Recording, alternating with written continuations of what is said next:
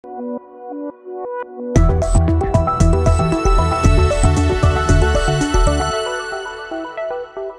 guys, it's Jay Norris, Director of Safety. Happy Safety Monday to you. We're glad you clicked in. We're glad you're watching.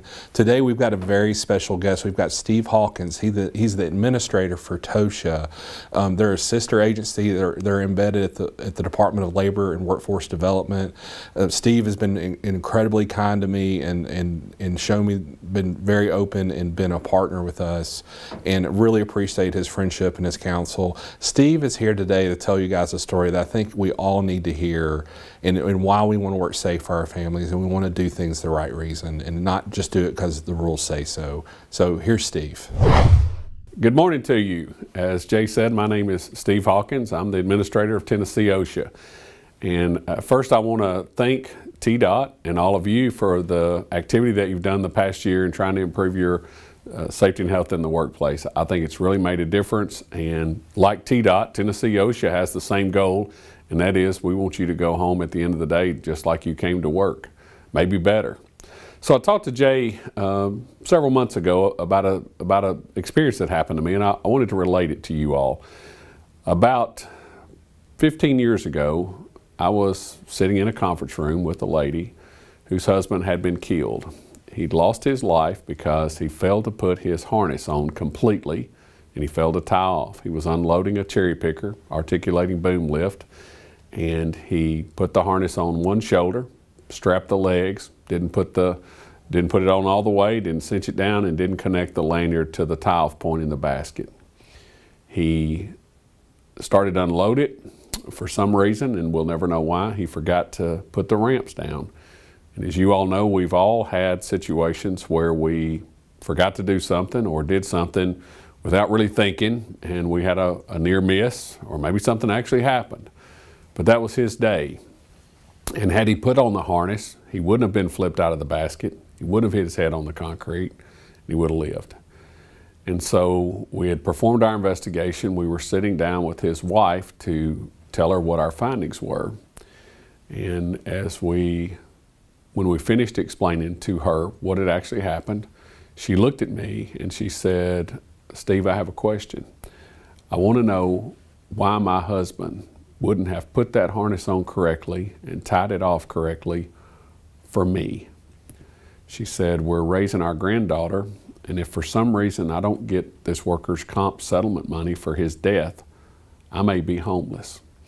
And so I'm sitting at a table looking at a lady, I would say she was in her early 60s, looking at a serious situation.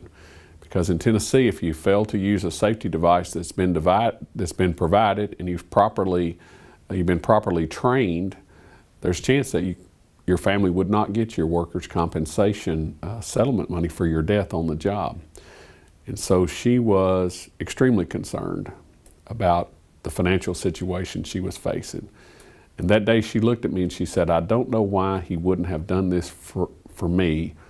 Was a day a light bulb came on in my head, and I realized, hey, when we work safely, we're not just doing it for ourselves, we're doing it for all the people who are counting on us to come home after work and bring the money.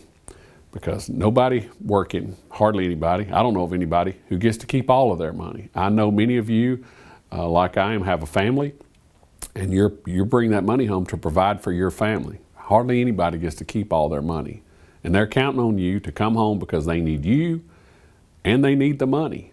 And if you get injured badly in the workplace, or God forsake you lose your life in the workplace, they're going to miss your leadership, they're going to miss your financial income, and it's going to change the future history of your family. And so just like the lady said, why didn't my husband do this for me?